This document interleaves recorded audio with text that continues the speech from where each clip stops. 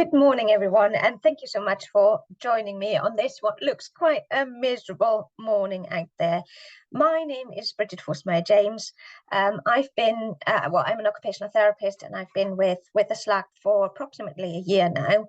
But as some of you might see on my grey hair on the camera, I've been an occupational therapist for quite a long time, so over 20 years, and quite a lot of that has been within the paediatric sector.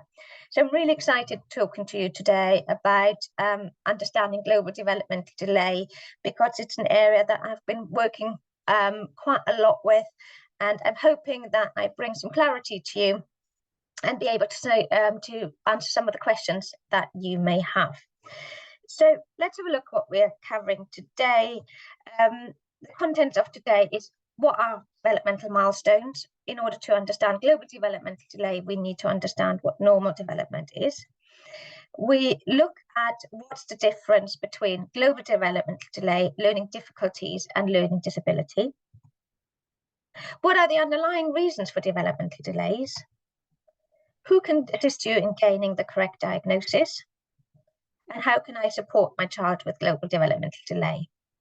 So I'm hoping that will answer some of your questions that you may have, but feel free to jot anything in the chat box and we'll try and have a look at those later and answer them in more detail if I haven't answered them already. Right, so what are developmental milestones? Developmental milestones are behaviours or development skills that the children show at different stages of their typical growth. So we're looking at, probably the best example is a child at the age of 12 months. We would sort of hoping that they're starting to walk at that stage. That's a typical developmental milestone that we're all fairly familiar with. But what we have to understand that those developmental milestones can vary a little bit from child to child. And I think it's quite important to understand that, because as professionals, we obviously look at what we class typically developing children and what is atypical developing children, or where is the difficulty. And there's always a little bit of flex in there. So milestones give a rough guide, but they're not necessarily a full indicator whether a child presents with difficulties or not. So as a professional, look at developmental milestones, for example, I would say anything up to 18 months with a child to walk is okay, is still within the norm, whereas most books, for example, say at the age of 12. And then the other thing we're looking at is, okay, are they not walking at all at 18 months, or are they really, really close and maybe just already cruising, are up on their feet? That would tell us something different to a child who at 18 months maybe is hardly able to sit up. So it is really important to understand milestones, but what I'm trying to say is it's also important to look at them in the context of what the child is presenting with overall. If we look at developmental milestones, there's loads and loads of charts, as you probably know, out there to look at. And I just downloaded a couple now for you to have a look at.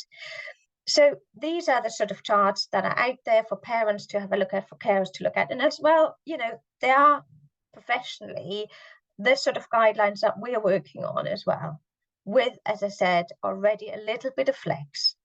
So when I look at developmental milestones with a child, I have a look at the chronological age and then think about, okay, at that developmental age, what should they be doing? And then I would look, okay, are they meeting all of those milestones? Are they meeting a couple of those milestones? Or are they meeting none of those milestones? And if they're meeting none of those milestones, are they meeting that of a younger child maybe? So it's really, really important to have those guidelines, and schools and nurseries go by these guidelines as well. Health professionals, everyone that's involved in child development would look and use those as a guidance. But as I said, there are guidance. So here's another one. As I said, they all look at slightly different things, which is why you have various different ones. This one here I quite like, because it looks that a child in their development needs to acquire different skills at different stages. So they look at motor development, they look at communication, they look at cognitive skills, and they look at social skills. And that's quite interesting because we'll look at that one a little bit for the child with global developmental delay. Because when we talk about global developmental delay, we'll look at the development overall, not just one part of a child's development. What are developmental delays? Developmental delays refer to areas where the children have not gained the skills that we would expect them to have at that age. So as I said, the child that maybe is not walking at the age of 18 months shows a developmental delay. Okay, that doesn't mean that there's a significant issue around that, because like I said, the child might already be really, really close to walking. They might have even taken their first steps, or they might just cruising along the furniture. But they're showing that there's a little bit of a delay. And some delays are a little bit more significant than others. So the areas that we're looking for in the developmental areas and for delays were, as shown in the last chart, is we're looking at the cognitive skills, such as problem solving. We're looking at communication skills. We're looking at fine motor skills. And we're looking at social skills. So if you look at those areas, that's a sort of categories that we then, they're the umbrella for us that we're looking under where the child shows delays in. And speech language, sorry, I've forgotten that one. So that's what, those are the 5 areas that we're looking at. Okay, where does a child present delays? And so using those headings will then help us as well identify if there's a delay, who do we need to bring in to, or what support may they need? So we know what a developmental delay is. What is a global developmental delay? It's quite important to make that differentiation, and you will understand that when we go through talking about global developmental delay. So global developmental delay is an umbrella term that's used when a child is significantly delayed, and we're talking a time frame of at least 6 months in 2 or more areas of development. So if you think back at those developmental charts that we just looked at, so if a child, if you look at their developmental chart and think, okay, as I said, I'd stick with the example of walking. They're still not walking at the age of 18 months. That's already bordering on that 6 months. But if then on top of that, the child is also not talking at all, if or not even babbling, if they're, for example, only sitting and not even getting themselves up off the floor, if they're not showing any eye contact or any social skills, then overall, we then would look, is that a global developmental delay? Because they're showing difficulties in their gross motor skills, they're showing difficulties in their communication, and they're showing difficulties in their problem solving. So in terms of requiring delays, they also need to interfere with daily functioning. For children, often people think, but what's their daily functioning? For an adult, it's quite easy. You need to be able to go to work, and you need to be able to wash and dress yourself. Obviously, they are often skills that a young toddler doesn't need and hasn't acquired. What we mean by daily functioning is even engaging in play, is being able to socialize with your family. And then for an older child is being able to go to school and joining into those lessons, or joining into a sport club, or being with their friends. So when we look at daily functioning, again, we need to look at those developmental charts in terms of what would we expect a child of that age to do. And then if we look at all of that, do the delay that they show impact on what they would be expected to do at that developmental age? So what is really important to understand is then when we're assessing a child with showing a developmental delay, it's really important that we look at developmental delay as a preliminary diagnosis. Most children that we can identify over time the cause why the children show a developmental delay or a global developmental delay. And I think it's really important, and we will go into that a little bit in more detail when we're exploring the different terminology. It's really important that we hone in on what it is that's causing that global developmental delay in order to address the child's difficulties that they're presenting with, or the developmental delay that they're dealing with. Quite a lot of the time these days, we still see global developmental delays at school age or even older than that, so even secondary school age.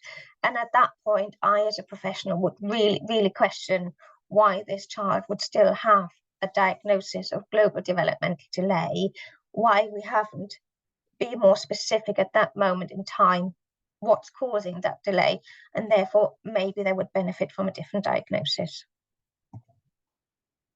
Right.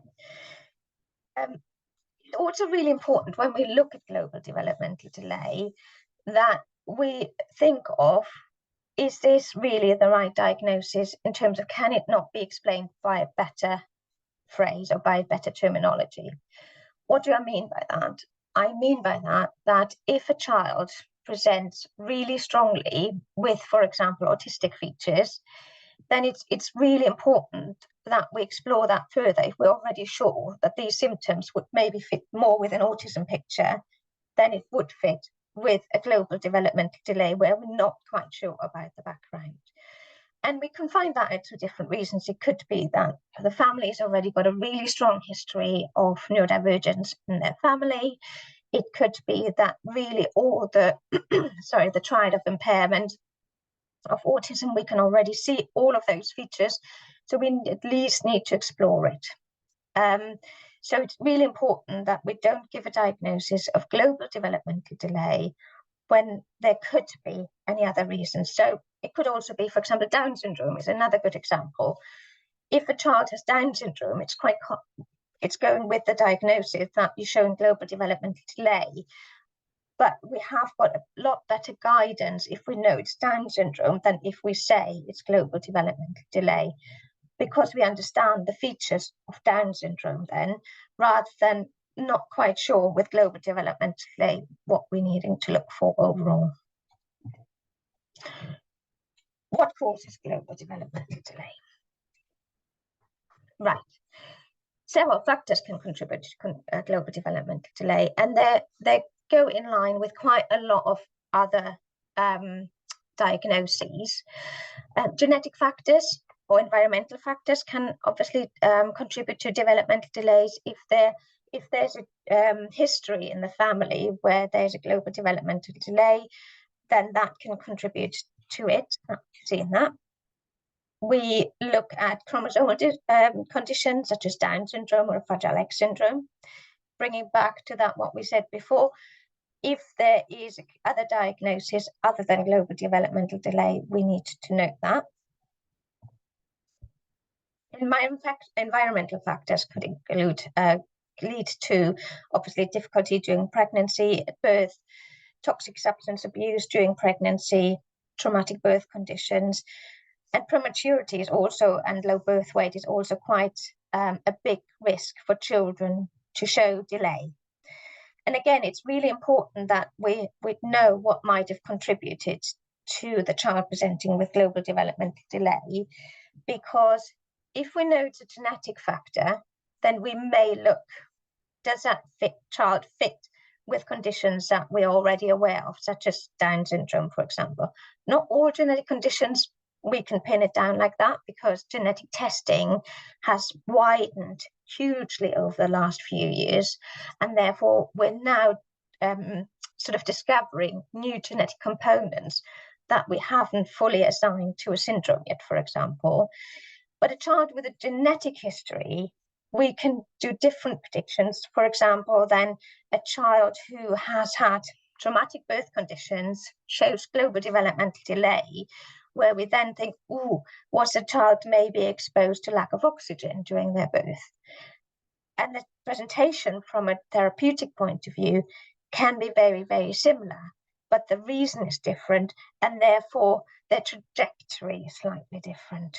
And that's really important for you to be able to explain that by the professionals that are involved with your child, because actually it's got an impact on which path therapeutically and developmentally those children will take.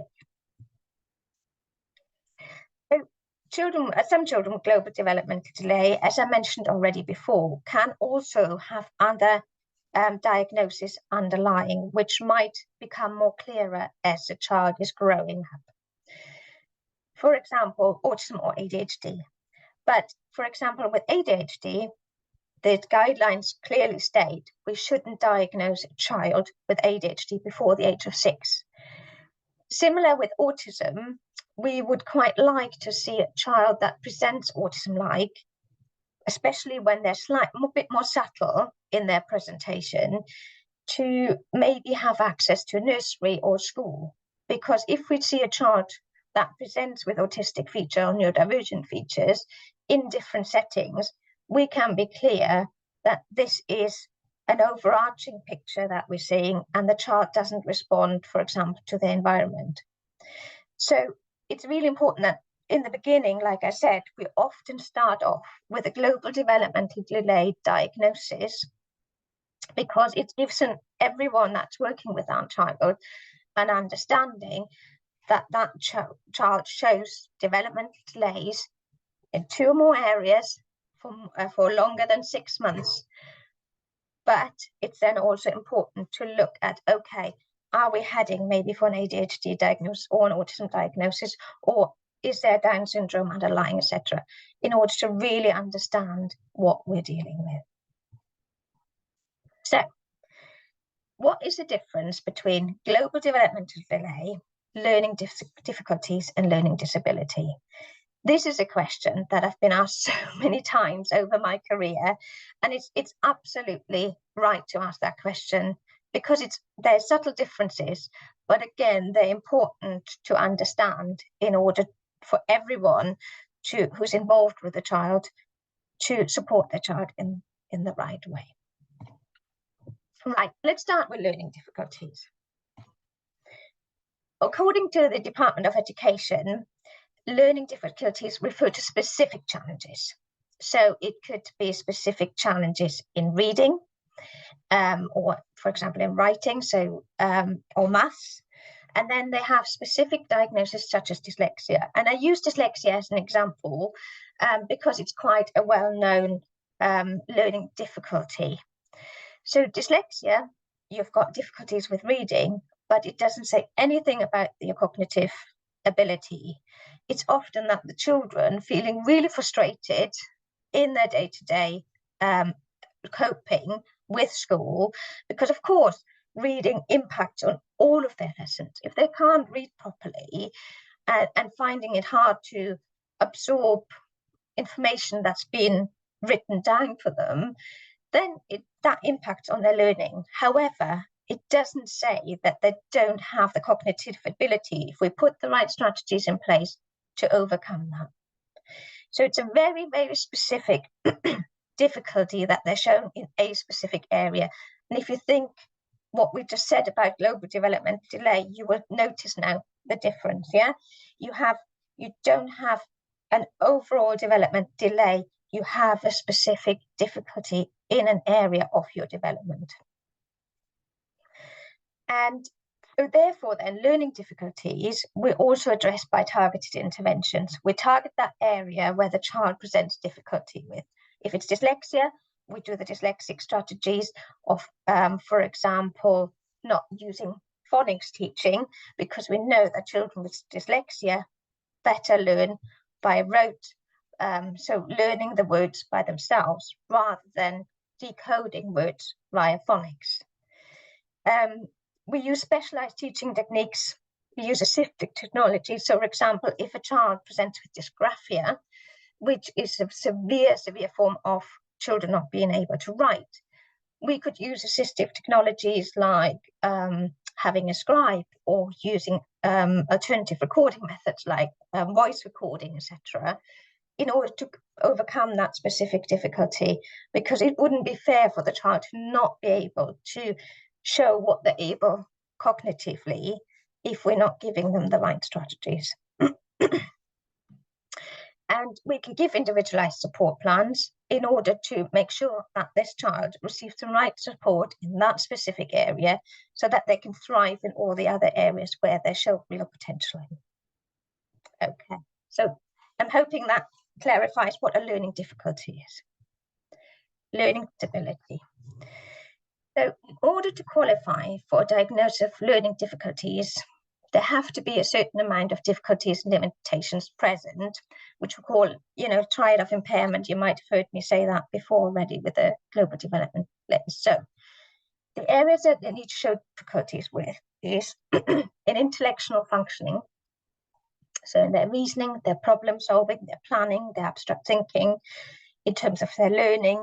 And that doesn't just include the learning by traditional ways of teaching, it includes that, but also how they maybe learn outside of school, how they're exploring things, how they memorize things. So all of that and how they're able to learn from one situation and transfer that to another. So intellectual functioning is one of the areas that has to be present when you diagnose learning disability. And adaptive behavior. So the skills that you need in order to lead an independent life, okay, so that you can use, what you've learned in a day-to-day setting, that you learn to get yourself dressed and can do that in all the other areas, not just when mum sits alongside and prompts you. And the third one is that the limitations occur during a developmental period. So it has to be there. So quite often what we see is that a child starts off with a global developmental delay diagnosis, and then over time, the child will then be diagnosed with a learning disability. And learning disability can also go alongside other diagnoses. So, for example, you can have a diagnosis of autism, but are cognitively very bright. You can have a diagnosis of autism and have a learning disability alongside that.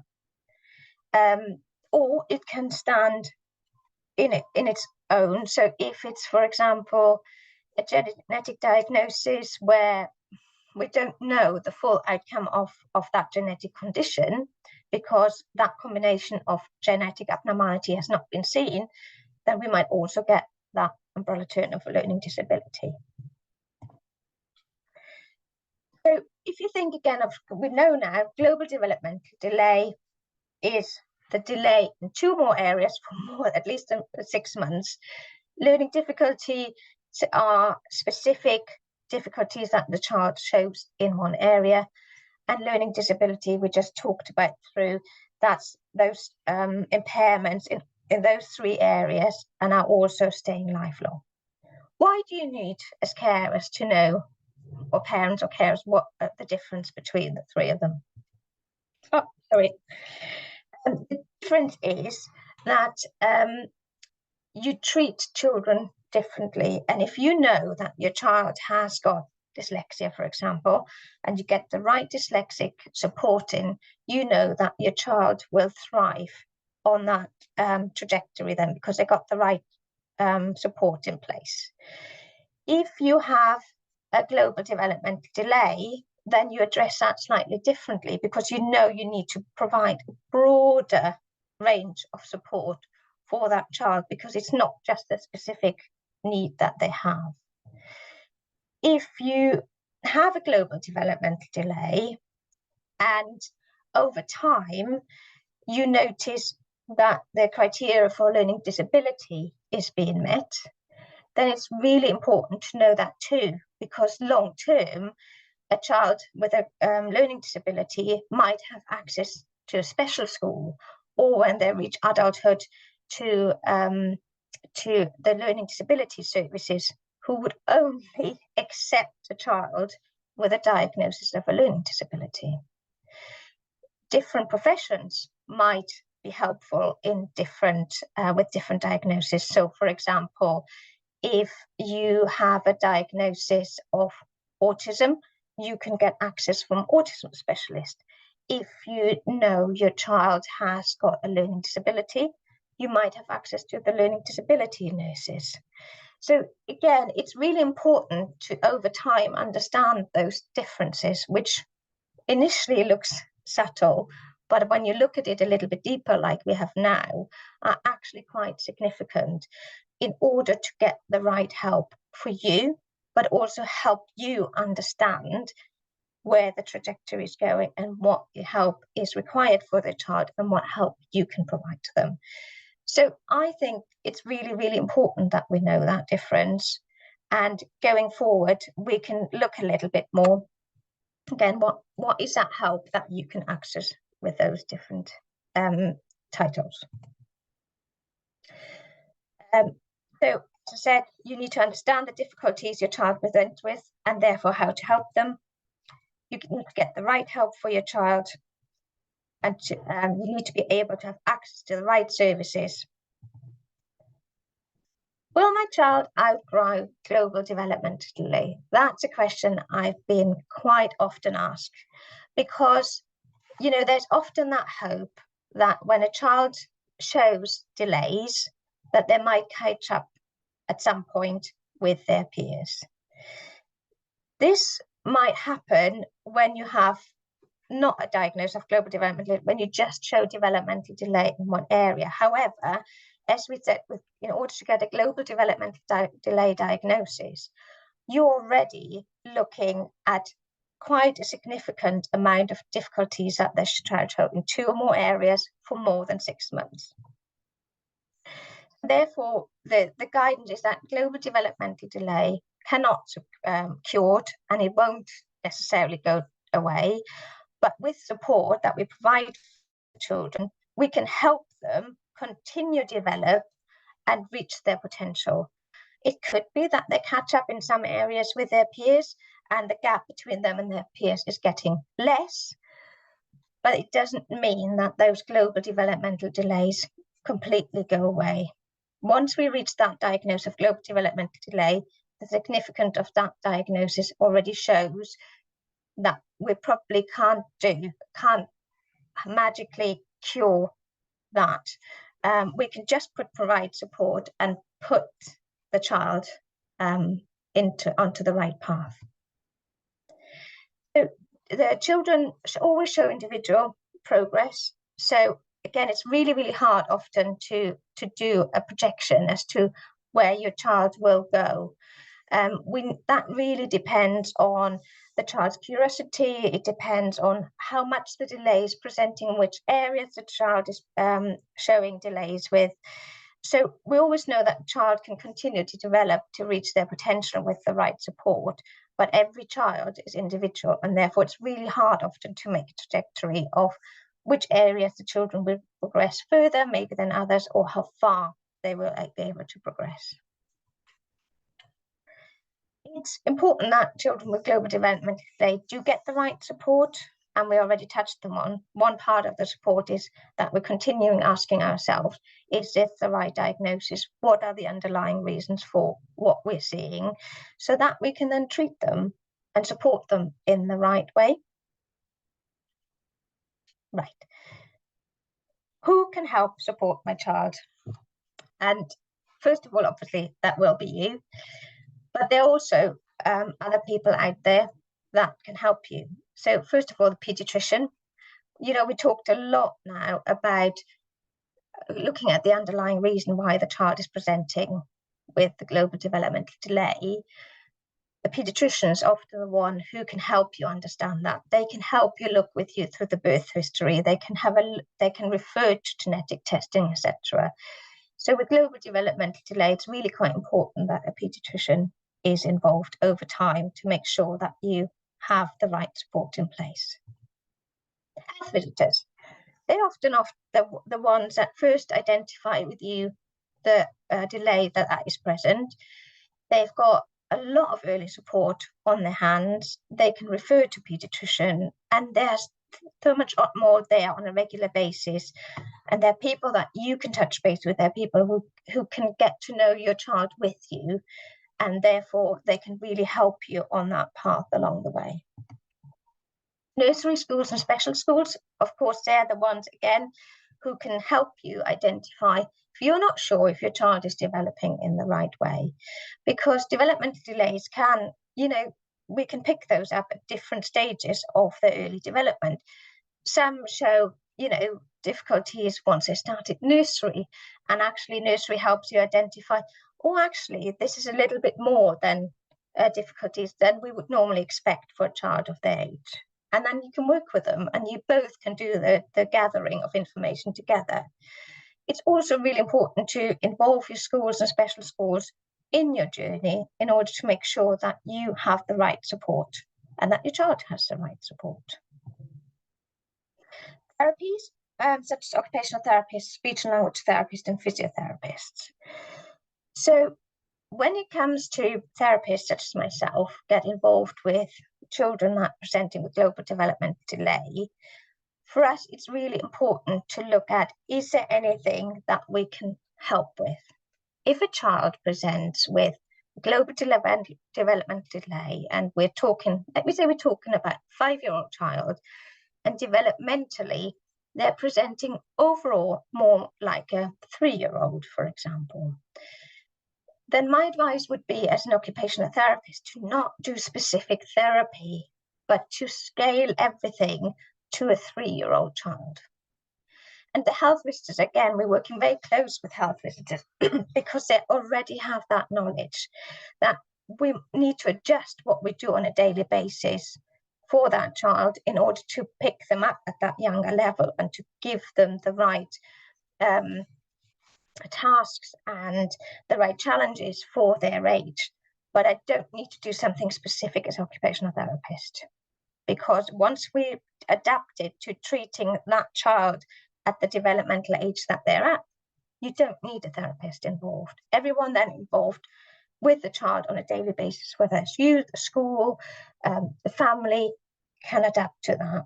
However, if a child, for example, presents with global developmental delay, and there's also, they're showing, for example, really lax joints, strength, pain, then as occupational therapists, yes, we can help you build up the child's strength or look at their fine motor skills.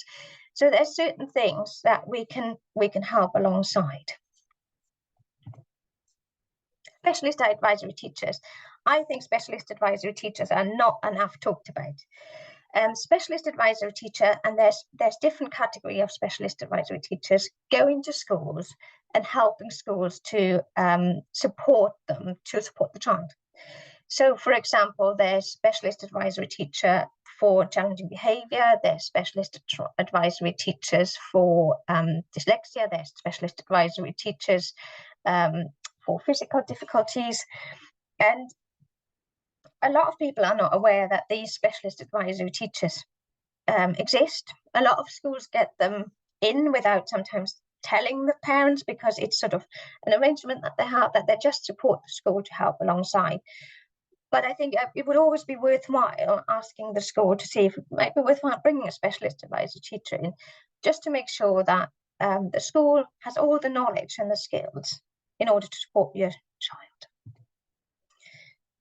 Of course, you, parents and carers, playing and interacting with your child at the right developmental level is really, really important.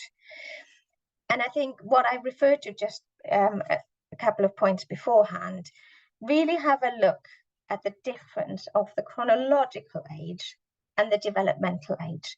Have a think about those developmental milestones that we talked about, and think of, okay, my child is at the age of 6 years old.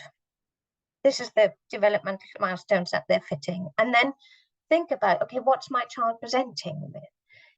And then when you look at what the children can do, you often then, with a global developmental delay, can pinpoint that there might be, rather than at the age of 5, 6, there might be fitting more a developmental profile of 2 to 3. And that's really, really helpful, isn't it? Because you wouldn't ask a 2, 3-year-old to suddenly, cross the road with you holding your hand. You would take a lot more care of a child with a developmental age of 2 to 3, because they haven't got the risk awareness, for example. So it's really important for you to be aware of that difference between They might be chronologically, on paper, they're 5 years old, they're 6-year-olds, but actually what they're presenting with is that of a 3-year-old. And then you can be building in play that is more suited to where they're at. So what do I mean by you as parents and carers can support my child with global developmental delay? It's always easy to say, you do it, isn't it? But how can you actually do that? Some people might have listened to my presentation on SEN needs and independent skills, and this is where a slight overlap happens with that. And if you haven't, it might be worthwhile to have a look if you can get the recording of that one, because actually it feeds into this as well. Again, I'm talking about understanding the difference between a child's developmental age and where they're presenting instead of their chronological age, because then you can look at the plane of learning opportunities that are right for your child. Understand your child's strength and build on it.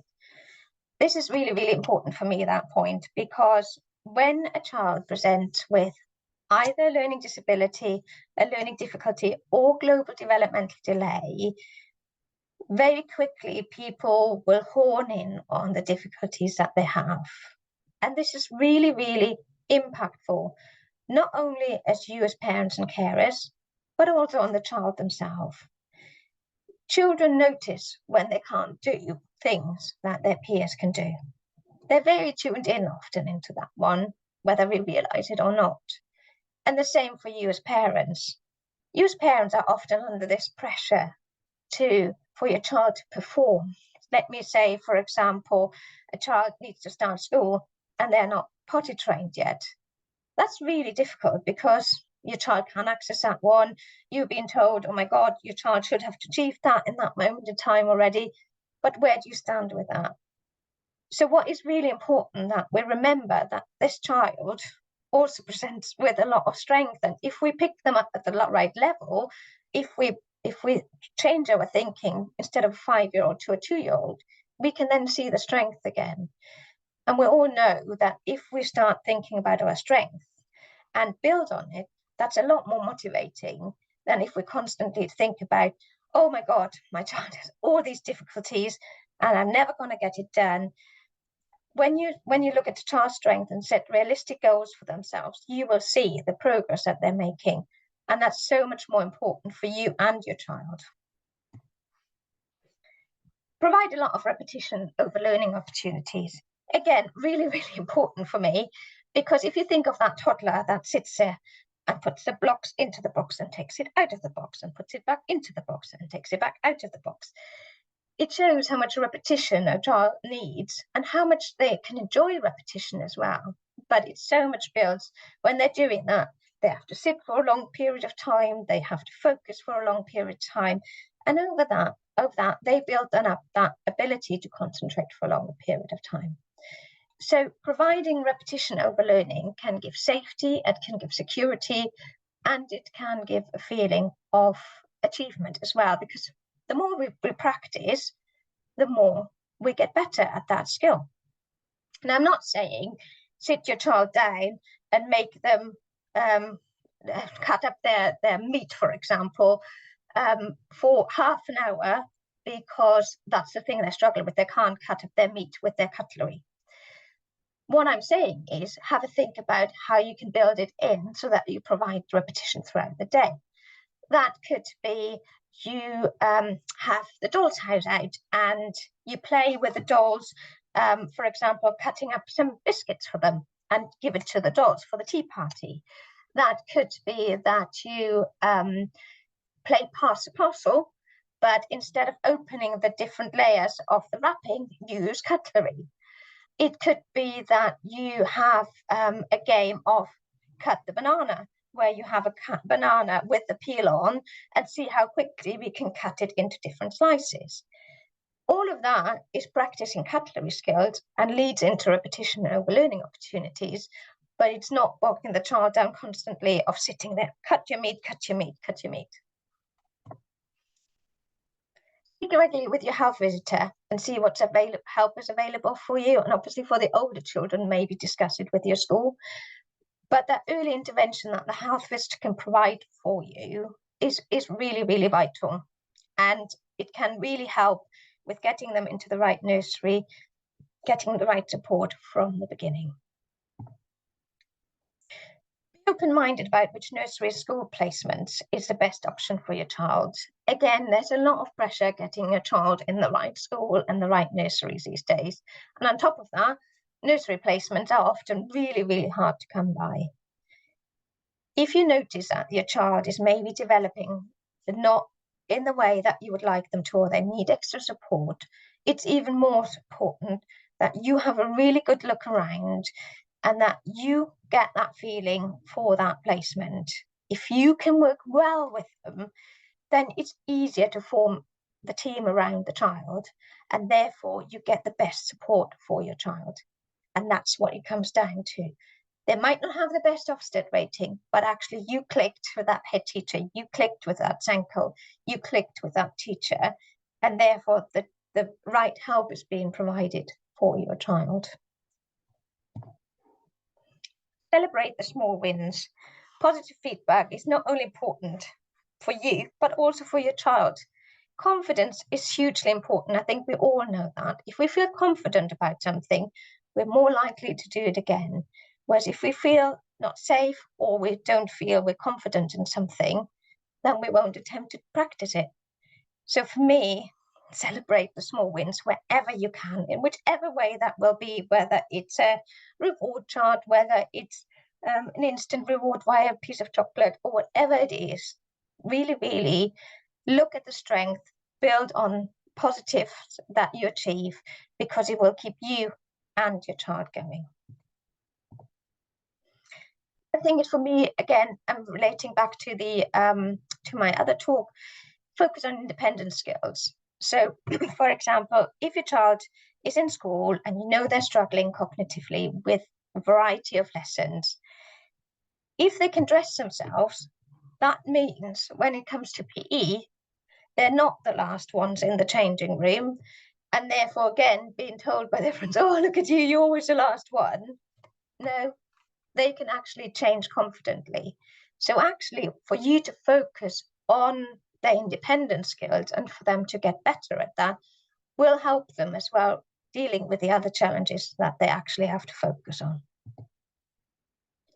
And have good communication, like I said already before, have good communication with everyone around you. Because once you have the communication with the others, you can really discuss where you see your child as being at. You gain confidence with each other, and you share what strategies work and don't work for your child. And then your child gets a much more consistent message. And it helps your child to build relationships with the people around you as well, because if you show confidence with them, they can be confident that they're safe in their care. Use visuals as well as verbal ways to communicate. Again, really, really important. For me, as you can tell, I'm quite a fast speaker. I use a lot of verbal language, but over the time of my career, I had to learn to take that back, especially when I work with children who show developmental delays and global developmental delays, because sometimes a picture can say more than 10 words. A picture's consistent, a picture stays here. So rather than maybe reminding your child every morning, oh, you need to put your socks on, you need to put your trousers on, you need to put your jumper on, maybe have a chart there, and then the child can look at it, process it in a different way, and move forward. And actually it causes less conflict, and you give the child different ways of communicating. But most importantly for me is for you, and I bring that back to the strengths, etc. Have fun with your child, enjoy it. As hard as it sounds sometimes, it's really, really hard to slip in that role of a therapist, because you feel the services are stretched out there. You're the only ones who can help your child, but also you're a parent and you're allowed to be a parent. And it's really important that you've got that network around you to support your child with you. It's really hard being out there on your own. And the love and attention that you give your child, whether you're a parent, whether you're a carer, whether you're a teacher, is really, really vital. And so don't forget that just even being with your child and showing them that love and attention can also really help their development. The more child feel loved, safe and confident, the better they will learn. So this is my sort of one of my last slides, saying, you know, when you and your child work together, empathy and compassion create a really nurturing environment, and this is where you and your child then can thrive together. And I think it then helps to transform challenges into opportunities for growth and connection. Thank you for listening, and I'm very happy to answer any questions that you may have. That was brilliant. Thank you, Birgit, for a great presentation. We now have time for a Q&A session. We've had a lot of questions come through, so we will try to answer as many as we can. Our first question is, if a diagnosis is given of autism after GDD diagnosis, does that mean that they don't have the global developmental delay anymore?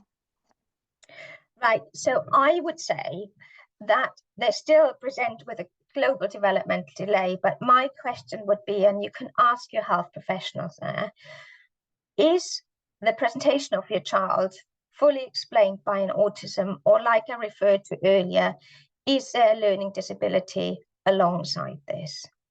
And I think this is really important in order for you to take further with the professionals involved, because if it's just been explained, but when I say just, don't take the just, it's by autism, then the trajectory for your child is slightly different. Whereas if there's maybe a learning disability or cognitive delay associated with that, then I think we need to hone in on that one, because there's different support needed then. A child with autism may struggle with their social skills in school, but if there's a learning disability on top of that one, then there will be different support required in order to support the child's learning. And you may need to look at different schools, for example, etc. So I would say, no, it doesn't necessarily cancel it out. But for me, you need clarity whether that global developmental delay is part and parcel of what you've seen in the autism diagnosis, or if a learning disability is running alongside that. I hope that answers your question. That was great, thank you. Our next question is, my son is 10 years old, but developmentally he is 3 to 4. Should I get his toys and games for the 3 to 4 age range? So, yes and no. The answer is yes, in order for him to be able to access toys that are at the right developmental age, that build on his strengths and move forward. What you can do, because it's really, really tricky sometimes, if you take a 10-year-old out, and I'm just using quite an extreme example, maybe with a Teletubby doll with you, you can then, for example, use a theme that might be more in line with that of a 10-year-old. So, for example, you could take something from Minecraft, but use a cuddly toy from Minecraft, if that is something that he enjoys, and then make it what we say socially more acceptable. So from a learning point of view, always use the strategies that, yes, are that for a younger age, but you sometimes can tap into sort of play, how should I say, sort of play toys that are for a more older age group, because then he can relate a little bit more to some of his peers. I hope that makes sense. That was great, Birgit, thank you. Our next question is, would you say a child who has GDD should be considered for an EHCP? Yes, is my clear answer. If it's a clear diagnosis of global developmental delay and we're getting to that school age, my gut feeling is that the needs that the child has is greater than what school can do via their adaptation that they're required to do on the first instance. So I certainly would discuss with your school what difficulties that the child presenting with, how they're meeting them. But my gut feeling is that long term, a child with global developmental delay should have an EHCP in order to long term for them to receive the right support that they need. And alongside that, please, again, like I said, have a look at when they hit school age, what is the underlying reason for that global developmental delay, so that you get the right support in place for your child. Thanks, Bridget. Our next question is, I'm curious to know more about my son's identity around GDD. He is now 15 years old and still has GDD diagnosis, which hasn't been reassessed. Would you recommend getting him reassessed? Yes, very, very clearly, yes.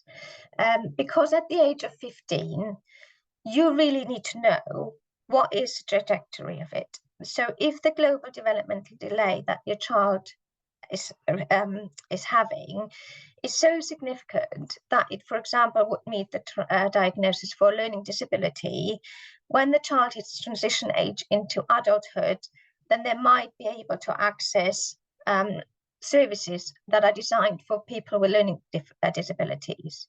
If you don't have that diagnosis, it will be really, really hard for you to access those. Also, for me, at the age of 15, you need to know what is the right support. Is there an underlying diagnosis of autism, for example? Is there an underlying diagnosis of a genetic component?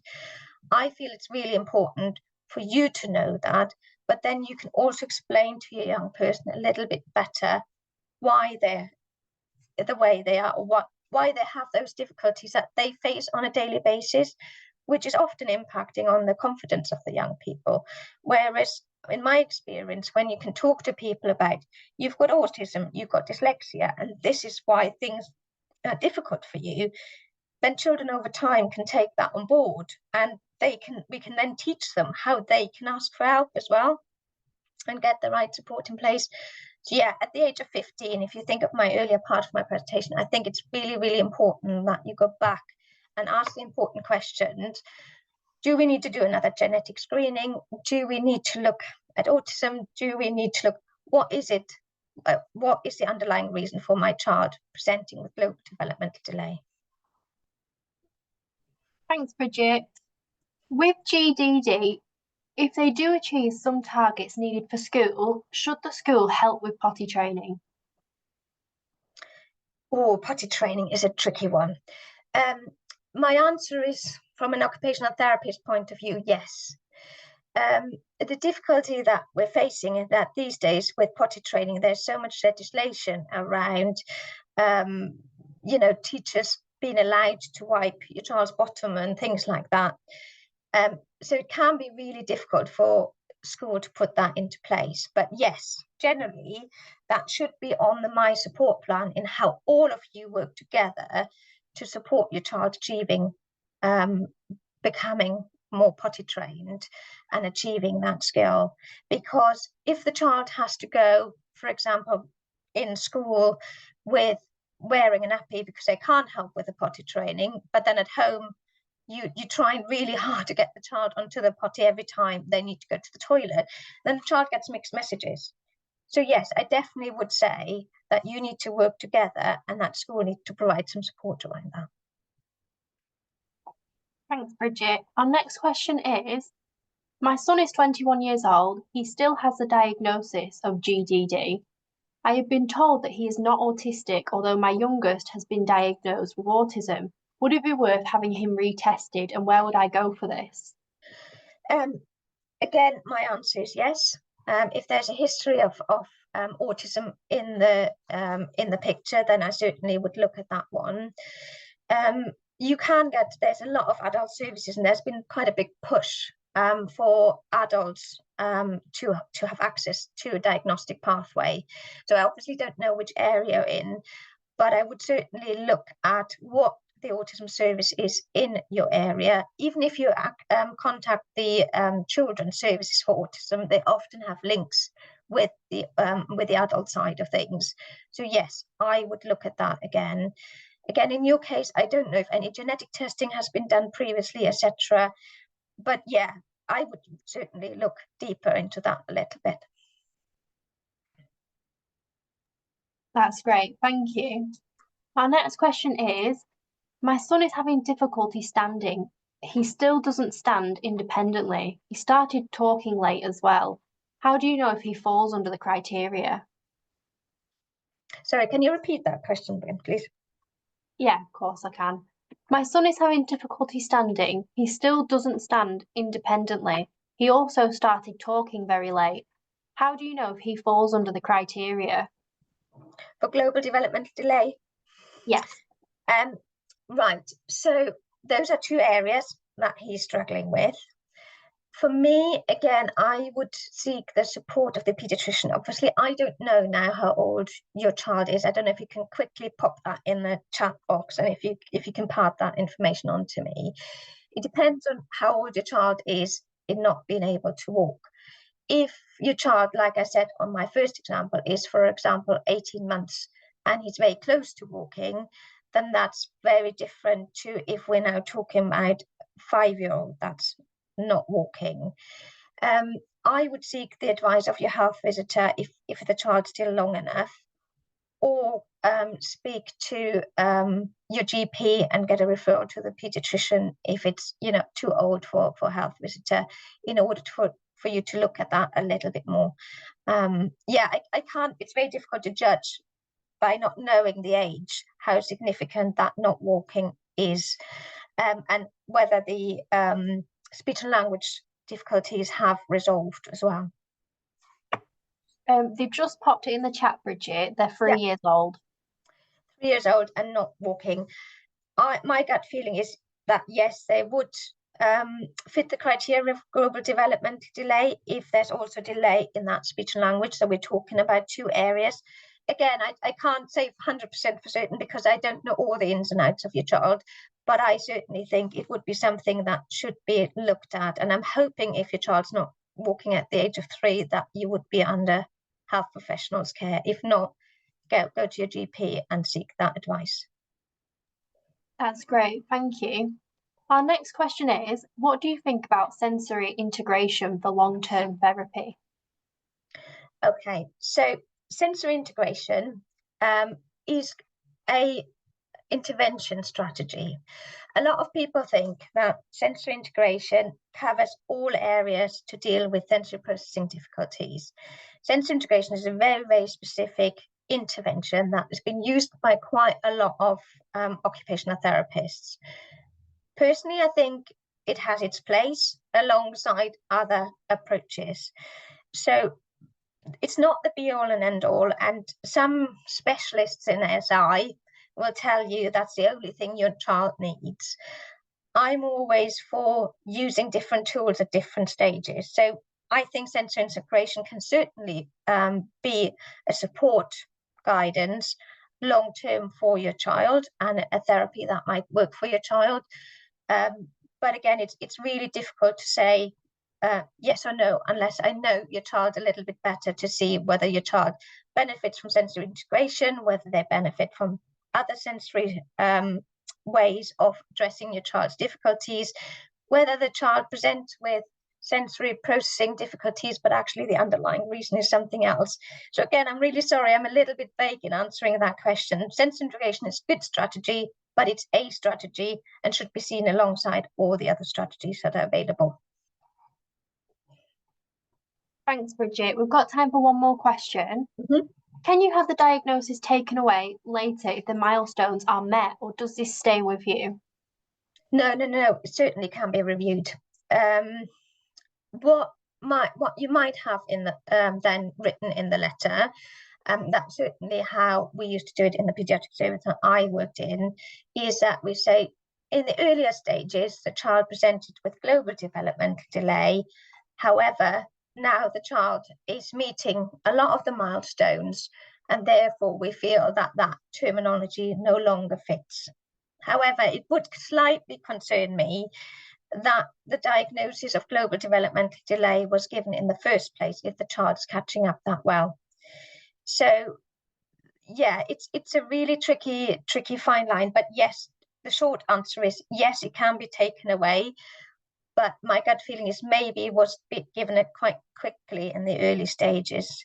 And it wasn't, the delays maybe weren't as significant, and it probably has then been quite frightening for you as a family, and maybe that maybe sort of health professionals should have been a little bit more, maybe more cautious in using that terminology.